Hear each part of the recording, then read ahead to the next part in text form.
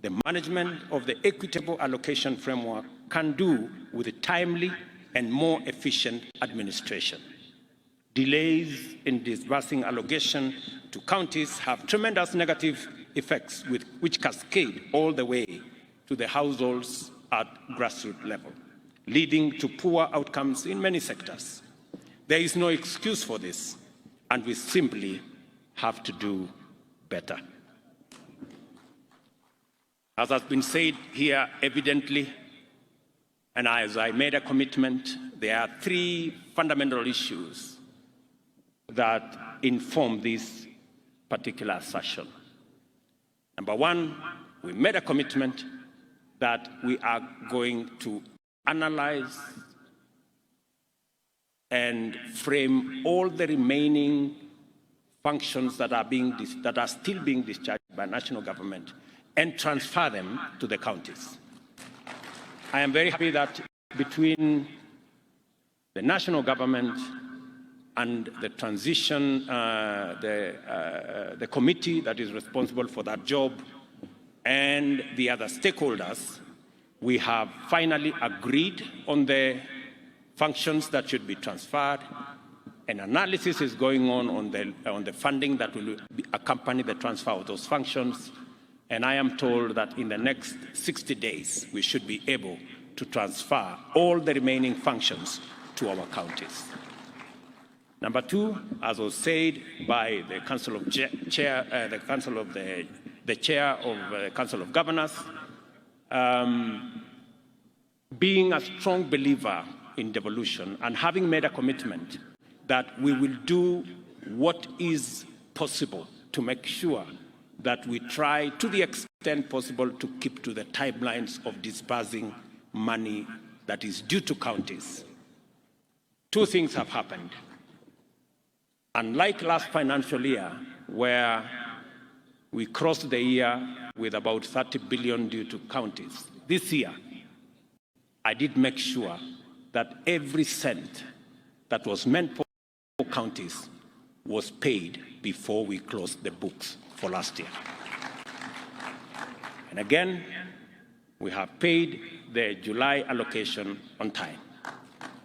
I intend, to the extent possible, to keep to this schedule so that counties can manage their issues, deliver on their mandate, serve the people at the grassroots, roll out their programs, implement their projects in a timely manner and in a way that benefits people at the grassroots. It is for the reason that I have managed to do that with my administration. We also gave a commitment to support the bottom-up economic transformation agenda by promoting stronger performance at grassroots through collaboration with county governments and enhancing the equitable allocation of the county governments from 370 billion in the 2022-2023 financial year to 385.4 billion in 2023-2024 financial year. The Equalization Fund was also allocated 8.3 billion, an increase of 1.2 billion in the same period.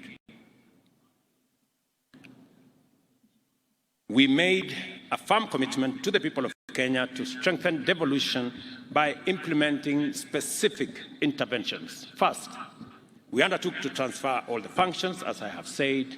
Second, we pledged to implement a framework that ensures national agencies carry out devolved or shared mandates, operate a funding followed functions principle with respect to devolved functions, which I have said we will roll out in the next 2 months. Additionally, we promise to support county governments in improving their capacity to generate their own income and reduce over-reliance of transfers from the national government.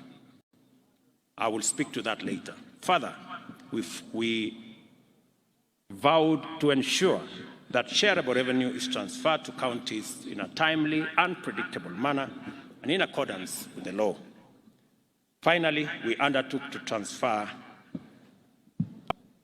funds owed to beneficiary counties under the Mining 2016 and the Petroleum 2019 Acts, and to collaborate with counties to increase the capacity of such counties to benefit from extractive resources.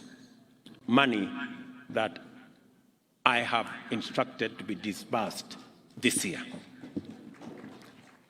We recognize that the bottom-up economic transformation agenda will achieve its highest potential and lift up the highest number of people if we focus thoroughly on collaboration with county governments in order to empower them as the stewards of development at the grassroots, or at the bottom, as it were. I recognize the merit in demands for increased allocation of shareable revenue to counties. I also realize that even if devolution is, by law, a two-tier affair, it should, in practice, reach the lowest and smallest possible unit of political organization. Under the principle of subsidiarity, the ward must in time become a central driver of bottom-up economic transformation. I am also in support of taking